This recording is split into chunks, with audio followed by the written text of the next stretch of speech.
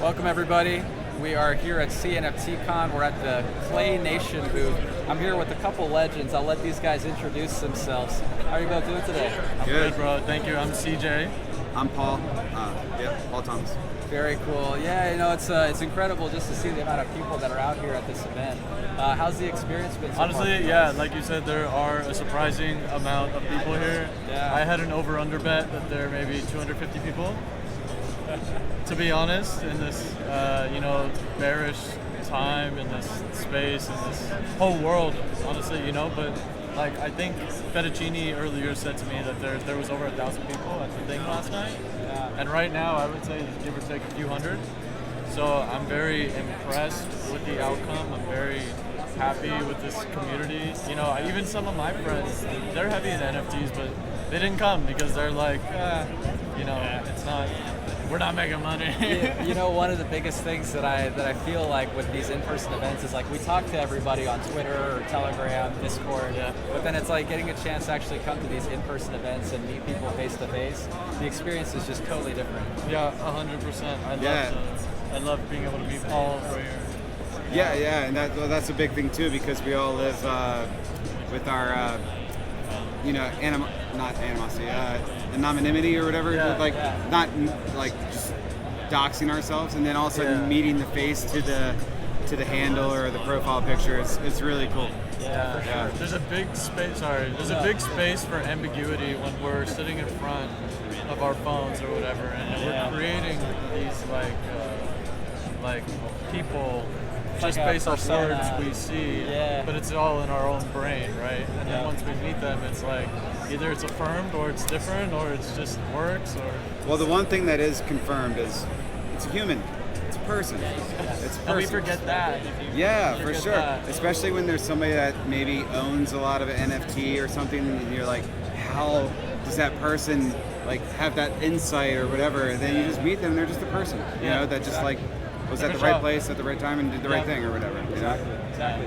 So tell us a little bit about your background. So you're in VeggieMates, right? Yeah. So I play bass in Good Charlotte. I think my first coming out into the space was the Clay Nation Good Charlotte collab that we did. Nice. But then I have my own project, VeggieMates and Junkies. But that's our first IP under our company, Virtually Made. And we are aiming to be a decentralized entertainment production company. Very cool.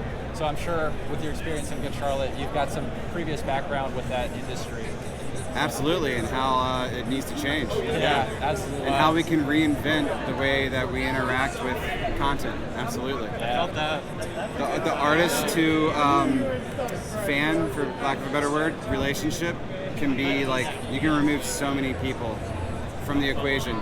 You can remove the managers, you can remove the record labels, the radio DJs, all that stuff, and just have a direct relationship between the artist and the fan of the artist. And what's the problem with the person in the middle?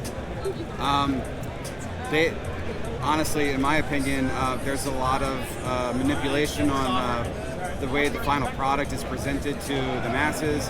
It's more about what will benefit the label more so than the band. The label has 20, 40, 100 bands. There's no way they're putting all their energy into one project. There's many things that are kind of wrong with that system. At the same time, there's benefits that come along with it, like hookups with promotion, funding for recording an album, funding for distributing an album. So there's still things that need to be worked out like that with how it could translate into this world. But I really think that NFTs and blockchain in general is going to change the way that we consume music. Right. Yeah, that's powerful. I think that the entire space is moving towards that direction. As far as your NFT project, looking at Cardano specifically, what drew you into Cardano as opposed to any of the other blockchains? A few things. Number one thing, big fan of Charles. When I came into trying to learn about crypto, I saw his TED Talk, the Bermuda TED Talk, and that actually really opened up my eyes to the potential of the global implications that this has and how much it's needed. Yeah. So that was a so the second Cardano came out, as a investor, I just aped in, right? Yep. And it's paid off. But I really like the staking protocols that they do.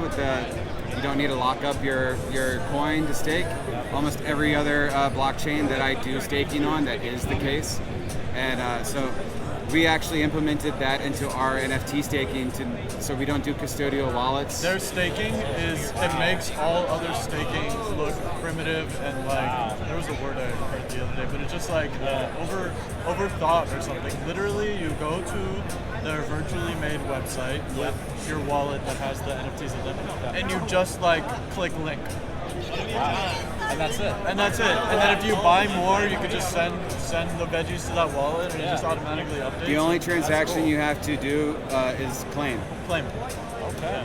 Wow. And that's it costs 2 ADA, but you get 1.5 back. I think we'll be okay. Transaction fee. Yeah. Yeah. So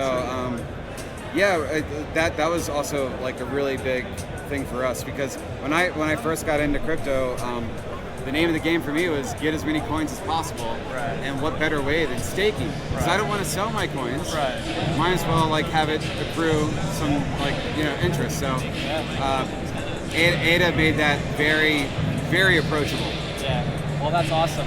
I love the fact that you've made it so easy for the users to be able to interact with the platform. That's really important. And I think that's what they're going for too. So we're a blockchain-based company, but we put emphasis on like the experience more so than the blockchain. Yeah, for sure. And we think that will help. Like, if we can create a brand that goes beyond the crypto community, then we can bring in more more users and more adaptation to the space. It'll just start building on itself. Which is my personal goal. If there's any way I can just contribute to more people coming in to making crypto relevant, I'm all about it. I love it. So guys, we've been going for a few minutes. I don't want to take too much of your time. I really do appreciate the opportunity to speak with you. Last question. So as far as the projects that you're seeing here today, are there any that you're particularly excited about? Of course, a little bit biased, I know, but Claymates, we've got Space Buzz, NFT makers over there, so many interesting projects. What are some that stand out to you? Honestly, nothing has really changed for me. I feel like I ended up getting a pretty good pulse online, and I met with Clay before. I got to meet with Alessandro the other day, and it kind of just affirms everything that I believe already, which I don't know if I'm fortunate for that or what. But like right now, they have these demos that are going right now of the Clayverse that are just like, and like no one is really paying attention, but it's like, it's badass, dude. Yeah, it looks and really we good. got the Clay press right now, the whole thing. Clay Way. It's looking good. Yeah. And I love this festival vibe. I love this whole thing going on.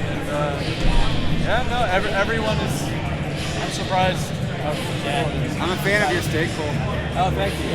I really do appreciate Yeah, it. dude. I appreciate the reward, so thank you. Hey, that's awesome. Thank you so much. Thank you for that. The support means the world to me. Oh yeah. Back in the day, your YouTube videos pretty much taught the majority of stake Absolutely. pool Oh, wow. operators, dude. That hits right here. Thank you. Yeah. I really appreciate that. No, like bringing information is like so key to the space. So we appreciate you. You guys are awesome. Guys, thanks so much for taking the time. Great chat. Can't wait to see what you guys do in the future.